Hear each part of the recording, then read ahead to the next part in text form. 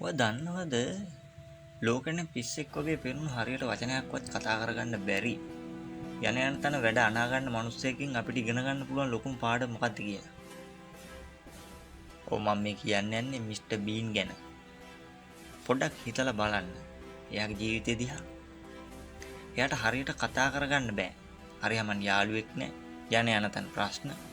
එයා චූටි දෙයක් කරන්න ගියත්, තින්ත පාරක් ගන්න ගියත්, සෑන්ඩ්විච් එකක් හදාගන්න ගියත්, කාර් එක පාක් කරන්න ගියත් ඒක මහා පැටලවිල්ලක් වෙනවා.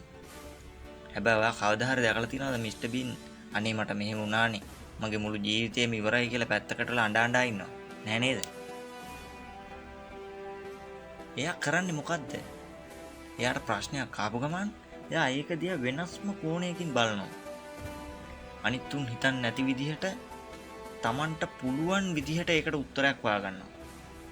එයා ලෝකේ ඉන්න බුද්ධිමත්ම මිනිස්සයා නෙවෙයි වෙන්න පුළුවන්.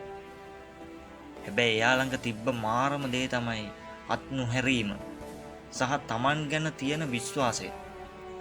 ලෝකෙම එයා දිහා බලලා hina වෙද්දී එයා Tamanගේ පාඩුවේ සතුටින් හිටියා. එයා අනිත් අයගේ ස්ටෑන්ඩඩ්ස් වලට ජීවත් වෙන්න ගියේ නෑ. එයා එයාගේ ගේම එයාගේ විදිහට ගැව්වා. අපි බොහෝ වෙලාවට වරද්දගන්නේ මෙන්න මෙතනදී. අපි ප්‍රශ්නයක් ආවහම පාර වැසුන සේරම ඉවරයි කියලා හිතනවා. නෑ ප්‍රශ්නයක් ආවා මේක දිහා බලලා පසුතැවෙන එක නතර කරන්න ඕන.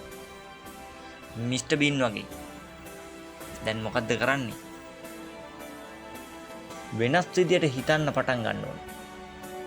ඔයාගේ ජීවිතය වෙනස් කරන්න පුළුවන් එකම එක කෙනා මේ ලෝකේ ඉන්නේ. ඒ ඔයා විතරමයි. වෙන කවුරුත් නෑ ඔයාව ගොඩ දාන්න. ලෝකය ඔයාට මොනවා කිව්වත් කොච්චර කකුලෙන් ඇද්දත් වැඩේ වැරදුනත් දූවිලි ටික පීදාගෙන ආයෙත් නැගිටින්න ඕන. මිස්ටර් බීන් වගේ පුංචි දෙයකින් හරි සතුට හොයාගෙන තමන්ගේ ගමන යන්න ඕන. අද ඉඳන් හිතන්න ප්‍රශ්න කීයක් ආවත් මගේ ගේම මගේ විදියට මම ගහනවා කියලා. සුබ දවසක්.